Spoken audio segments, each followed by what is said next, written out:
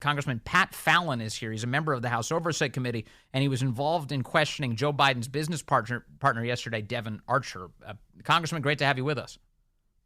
Vince, thanks for having me on. I appreciate it. Give us a sense. I've seen a bunch of headlines now out of the Devon Archer testimony yesterday, including that he said Joe Biden was on the phone with their business partners over 20 times. But what more can you tell us? All right. So, Vince, if we go back to the beginning in 2019 when Joe Biden was running for office, he said, I have no idea what my son does, and I've never met with any of his business associates. He said that very clear. He built a firewall. Yes. Well, now we know for a fact that he met with Rosemont Seneca, which was one of the shell companies that Archer and Hunter Biden put together. He met with 7 of those folks that work there at least 80 times in the White House. Just those 7, never mind other business associates of Hunter's. He hosted them. He golfed with them. He ate dinner with them. He was on 20-plus conference calls with them that we know about from Archer. Yes. He even wrote a letter of recommendation for one of Hunter's business associates' kids. He was deeply involved. So if that was the case, why did he lie in the first place? Right. And what would be the explanation for why you would lie about something like that? Well, maybe it's because he was covering up a Biden family syndicate where they were peddling influence and selling access. Right. And I did some TV interview a couple weeks ago, and the gal asked me rather pointedly, give me a specific instance where this access was sold and Joe Biden did something for it, which was a decent question, tough question, but a good one. And I said, and this is very important for your listeners to hear, I said, okay, well, explain this to me then. I said, beginning in 2015, Viktor Shokin was hired as the prosecutor general for Ukraine. In September, the American ambassador to Ukraine, appointed by Barack Obama, Jeffrey Pyatt, said that we've got to root out corruption in this country, and by name said Mykola Zlochevsky, who was the CEO running Burisma, the energy giant, who Joe Biden's son happened to be on the board of. He was on the board of Burisma with Devon Archer. Right. They have a board meeting in December in Dubai where Zlochevsky asks Hunter, ring up your dad, because that's the way the Europeans say call. They don't say call, they say ring up. So ring him up. And on that call, Archer was there. Hunter says to him, Dad, they need our support. 3 days later, Joe Biden flies to Ukraine as the sitting vice president, says, I'm withholding $1 billion in aid until you get rid of Viktor Shokin, the prosecutor, who's looking into Burisma. Wait a minute. Then Shokin seizes 4 homes, 2 plots of land, and a Rolls Royce of Zlochevsky's. He's fired a month later, and the Ukraine gets the $1 billion. Tell me that's not pay to play. Okay, let me make sure I understand this correctly, because I feel like I haven't heard some of the elements of this. What you're laying out, that phone call where they say, get your dad on the phone, that was Devon Archer's testimony yesterday? They spoke, okay, on a conference, or they put him on like a speakerphone, Joe Biden. And Archer said, Joe didn't say, hey, I got your back. Joe didn't say, he was pleasantries. Like what Dan Goldman said, they're just talking about the weather. But then Hunter said they need our support. He made it very clear. And I just did a town hall. I said, I think the Bidens were smart enough not to be that stupid, where they're going to, in an open phone call, on speakerphone, specifically say, this is exactly what I'm going to do for you for the money that you've certainly given my son and allegedly given me. Because the 1023, you and I talked about yes. a month ago, where in 2015, Zlochevsky is reported to have given Hunter $5 million and Joe $5 million, not to mention the 50 to 80 grand that he was giving Hunter every month. Congressman, I want to make sure to emphasize this Burisma stuff, because I'm very confused by the headlines that have come out from yesterday, because I'm not clear on what Devon Archer was saying specifically. So let me just cite one of the things I've seen today by way of Molly Hemingway's reporting. She says that this meeting took place in Dubai in December 4th of 2015. That's what you just told me, right? December 2015? Yeah. And that these... Yeah, December 2015, yep. Great. And that these executives for Burisma are sitting there with Hunter Biden and Devon Archer. And She said that, according to Devon Archer's testimony yesterday, Zlochevsky and Posarski, these Burisma executives, they wanted Viktor Shokin fired, and Hunter put Zlochevsky and Posarski on a call with, quote, D.C., according to Devon Archer yesterday, just generically D.C., and that Archer told you, the members of Congress, that he didn't know who was on the other end of the line because he wasn't a part of the phone call. Can you square these stories for me? He's thinking a different, because it's that, but also there was a time where they were indicating that it was Joe. It was Joe. It was Joe Biden. That's who Zlochevsky wanted to talk to Hunter's dad. Right. So they play these games with the guy, the big guy, the dad. I mean, the IRS investigative agents weren't allowed to pursue who dad was, who the big guy was. How are you going to do a proper investigation if you can't ask those rather obvious questions that we already know the answers to, but to put people under oath and ask them that? Okay, so did Devon Archer bring up multiple phone calls with Joe Biden and Burisma? Was that a part of the conversation yesterday, or just one?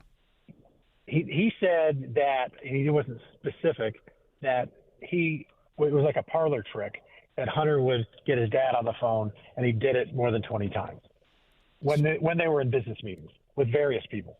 It's fascinating. So Dan Goldman, as you mentioned, he came out yesterday and tried to offer a prebuttal to all of this. He was making excuses for Joe. He was claiming that Joe was merely discussing the weather and niceties. Were you left with that impression from Devon Archer's testimony? No. Again, if the ambassador to the United States that your administration appointed, to represent the United States interests, by name says Zlochevsky is the poster child. I'm paraphrasing, but he's the poster child for corruption in Ukraine. Why is the vice president of the United States' son on his board getting paid tens of thousands of dollars a month? Right there, that should never have happened. And yet it did. And then if you're the president, you don't talk to Zlochevsky.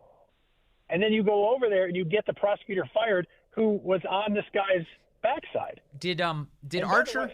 By the way, yeah, go ahead. It's just one last thing. Yes, sir. Once Shokin was fired in March of 16, Burisma was never investigated again. So the Bidens delivered their end of the bargain for Zlochevsky. Okay, so I just want to emphasize this last point, or at least I want some clarification on it. Did Devon Archer say that Burisma wanted Shokin fired and that's why they hired Hunter? Hunter said, well, what they said was Hunter, that was the brand. That's what he brought. He would always bring that to the table, which was his last name. According to the 1023 and the confidential reliable informant for the FBI, that's specifically what Zlochevsky told him, was I hired Hunter. He's not smart. I'm going to have to hire somebody else that knows the business because he doesn't. But he and his dad are going to take care of this, and they're going to make it all go away. Did Archer add to your understanding of that then? How did Archer explain why they were even connected to Burisma? He didn't. And that's why I would like him to come in front of and have an open hearing where 50 or 60 members of Congress can ask him specific questions, because you always learn more when you have hearings. What about I've asked you before about this, Congressman Pat Fallon. Tony Bobulinski, were his public statements bounced off of Devon Archer at all in order to say, hey, look, was this your understanding too? Because, for instance, Bobulinski said that 1,000% Joe Biden was the big guy, that he was referred to as the chairman of the Biden family. It was clearly Joe Biden's business. Did Devon Archer have to contend with any of Bobulinski's assertions? I don't believe so. Not to my knowledge. I'm going to read through the transcript again. Okay. Because, as you mentioned before, Bobulinski, the big guy. What did Zlochevsky tell the FBI informant? Bobulinski doesn't know Zlochevsky, and Zlochevsky called Biden the big guy. Yes.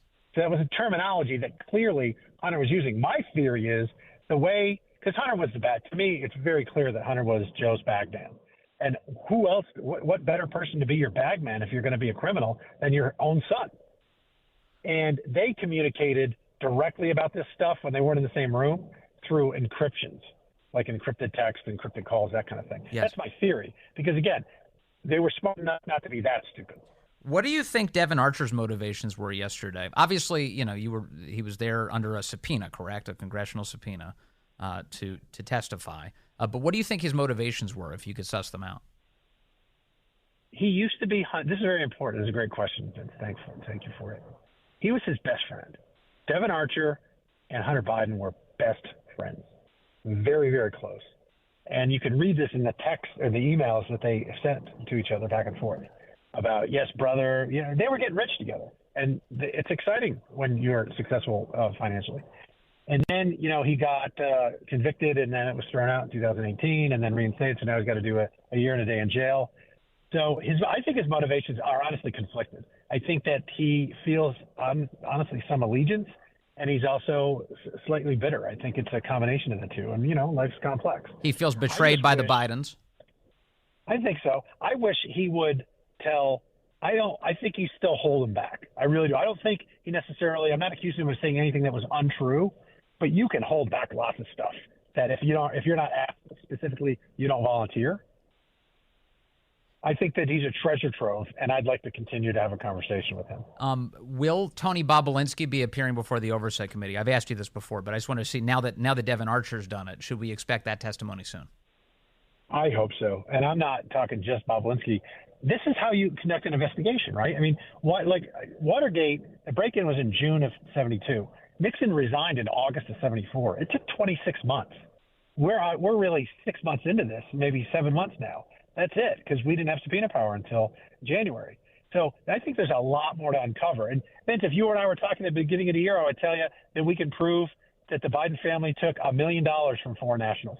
Now I can tell you for sure it's at least $17 million. And if you add the $10 million from the 1023, now we're at $27 million. And it could go, I think it's way over 50. It could be over 100. I don't know yet. And if the Bidens, here's one question people should ask. If the Bidens did nothing wrong, then why won't they cooperate with the investigation? Why wouldn't they just give us all their bank records so they can prove that this is nothing but a wild goose chase? Why not also give up geolocating information from the cloud? So like in 2017 from the WhatsApp message that I'm sitting right here with my dad. That's what I understood, to the Chinese guy he was shaking down. Well, was he? We could prove that, but they don't. They're not cooperating because I think he was there. Of course. And so, and also among the questions that you would ask, if they were innocent, then okay, go ahead and explain why you have dozens of bank accounts that are moving this money all over the planet. Go ahead and explain why you were routinely buying and using burner phones to conduct your business if it was all on the up and up. Go ahead, explain all of that. There are no explanations for that other than criminality. I've never owned a burner phone in my life because when I was in business. And in all honesty, when I was in business, I was in business. Uh-huh. I got nothing to hide. Who in the world forms 20 shell companies? And this is a question I asked at the town hall, and I ask it every time when we're in oversight, and the Democrats never answer it. What did the Biden family do? What service did they provide? What goods did they sell? Why was he getting all this money? This guy who's on crack, frequenting prostitutes with no experience whatsoever in the industries that he is purportedly involved with. Why are they giving him all this money? Yeah. And they can't answer it. They can't answer the question. I mean, 170 suspicious activity reports. Now we know that he was selling the brand and proud of it. We got the testimony there. We got the 1023, the big guy, and then all these other whistleblowers. And then he was being protected by the Department of Justice, the FBI, and the IRS, not the rank and file agents, the higher-ups, the political appointees. Yeah, there's something very corrupt going on in our government, too. That's a huge piece of this. And we are awaiting the word from Jack Smith, the special counsel, this hour. He's supposed to be speaking soon. And apparently with another indictment in hand for the former president and perhaps future president of the United States, Donald Trump. Some reports coming through now that the indictment is related to the election, Congressman. So I know that you can't react to an indictment that hasn't been dropped yet, but boy, a lot of suspicion about our government right now coming from all places. Vince, I think every time President Trump gets indicted, he probably goes up 2 or 3 points in the polls. Yeah. So you look for another tick, and then if the hack from Georgia, Fulton County DA, that'll be another couple points. It's their credibility has been shot. I mean, how many times now? I honestly have lost count. It's either 3 or 4 indictments at this point, and we'll probably end up at 5 or 6. Yeah. So, yeah. It's like the boy that cried wolf. You keep saying you're seeing a wolf and there's no wolf. No question. I don't look anymore. And their job is to protect the integrity of our justice system, and of course they're undermining it with every one of these ridiculous actions. Congressman, thank you very much. Congressman Pat Fallon, good to talk to you as always, sir.